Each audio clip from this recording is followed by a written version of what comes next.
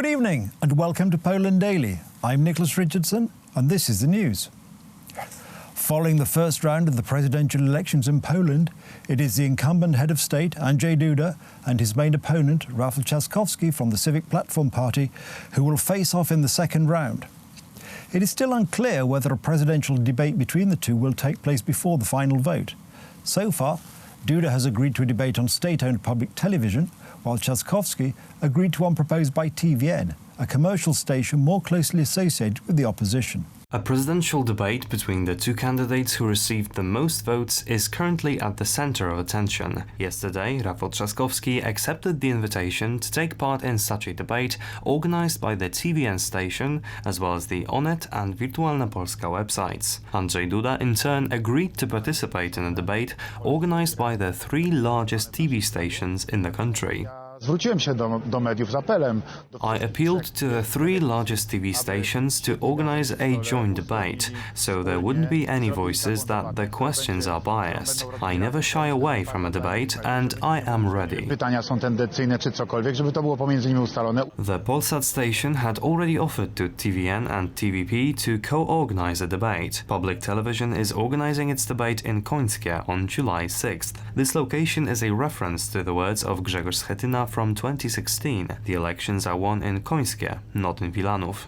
As TVP has announced, the debate is to take place in an unprecedented style, with the audience asking the candidates questions and the host only moderating the discussion. Mr. President Andrzej Duda, in contrast to the previous president from the Civic Platform Party, Bronisław Komorowski, had already participated in two debates before the first round of the elections. He will also participate in the third debate on Monday. We invite the Onet website as well as the TVN24 station to stream the debate. We will be happy to share the footage and cooperate on this. W rozmowach technicznych w tej sprawie i mam nadzieję, że TVN24 pokaże tę debatę zorganizowaną w Końskim. Rafał Trzaskowski doesn't seem to love TVP's idea, however.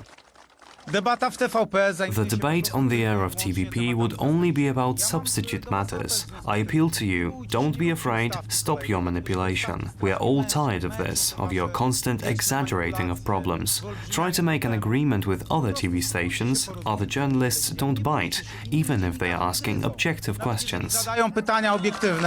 Meanwhile, the political battle continues. Trzaskowski's staff recently set up a website entitled podatkidudy.pl or Duda's Taxes, presenting a list of bills signed by President Duda which raised at least 30 different taxes. Duda's staff responded by setting up a website of its own, showcasing bills signed by the president which lowered taxes between 2015 and 2020. Who will prevail in this duel on arguments we will know on July 12, when the second round of the election is over.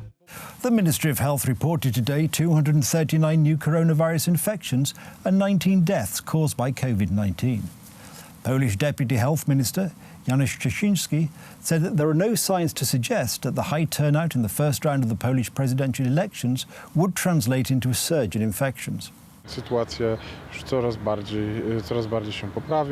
The situation is improving day by day. This proves that after Poles took part in last Sunday's presidential elections in such great numbers, there were no suspicions that it could indicate a significant increase in new cases. We can confirm that thanks to the use of personal protection measures, thanks to the introduction of appropriate procedures, but most of all thanks to prevention by Poles themselves, we managed to conduct these elections in complete safety. It can be said that the chance for interaction between people during the election process was much lower than while conducting other everyday activities, such as a visit to the shop, for example. We hope that the situation will look exactly the same during the second round of elections. We will also launch the possibility of replenishing the stocks of personal protective equipment.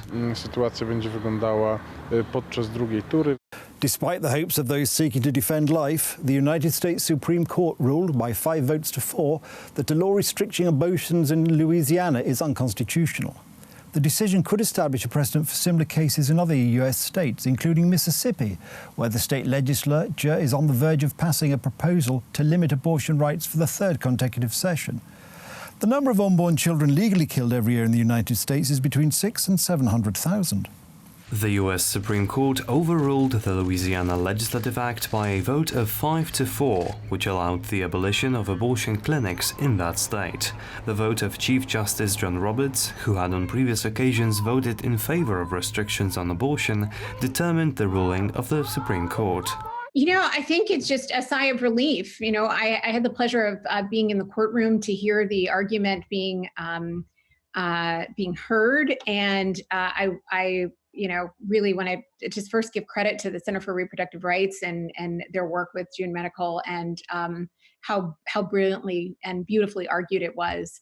It means that women in Louisiana have access to abortion, and what could have happened would have been that they would have had even less access than they do have already, and it could have had a ripple effect across the country. The representatives of the pro-life campaigners and anti-abortion organizations who gathered to protest in front of the Supreme Court building were hoping for a different ruling. I'm very disappointed, and I believe that this is a huge loss for the women of Louisiana and for the women of this country, that we do not even have a right to health care in this country, and yet now women across the nation have a right to substandard health care, especially in Louisiana. So we stand in solidarity with those women today, and we seek justice across the country in regards to ensuring that there is equal care for everyone in this country. The ruling of the Supreme Court has been criticized by politicians of the Conservative Republican Party. Chief Justice Roberts is at it again with his political gamesmanship. This time he has sided with abortion extremists who care more about providing abortion on demand than protecting women's health. Abortion has been legal in the United States since 1973 after the decision of the Supreme Court in the Roe v. Wade case. After many years, it turned out that the case, which was the basis for the Supreme Court's ruling, had been manipulated. According to many sources, there are between 600,000 and 700,000 legal abortions in the United States every year. The British government has imposed a stringent lockdown on the English city of Leicester, following a local flare-up of coronavirus infections, overshadowing Prime Minister Boris Johnson's attempts to nudge the country back to normality. The United Kingdom has been one of the world's worst-hit areas, with more than 4,000 deaths in confirmed or suspected cases. Recently, infections have waned, and many restrictions are to be lifted across England from Saturday to revive the economy. The authorities were forced to take action in Leicester, a city of around 330,000 people, where the 7-day infection rate was 3 times higher than the next worst city. Leicester, in England's Eastern Midlands region, accounted for 10% of all positive cases in England in the past week, as reported by the British government. It's depressing. The flights we're all looking forward to opening Saturday. The next thing you know, that's it. We're going to be pulled under here. And we're done. What else can we do?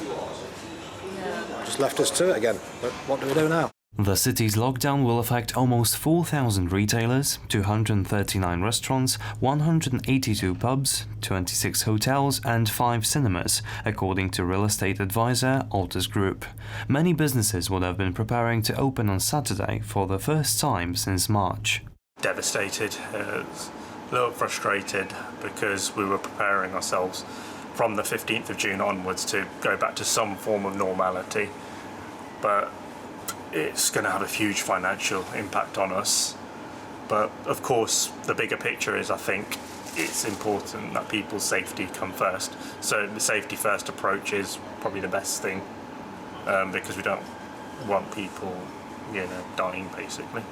Schools in the city will close from Thursday after an unusually high incidence of infections in children. That's the news. Thank you for watching. Stay with us for the weather, Poland Daily Business and more programmes. But from me, it's have a good night and a better tomorrow.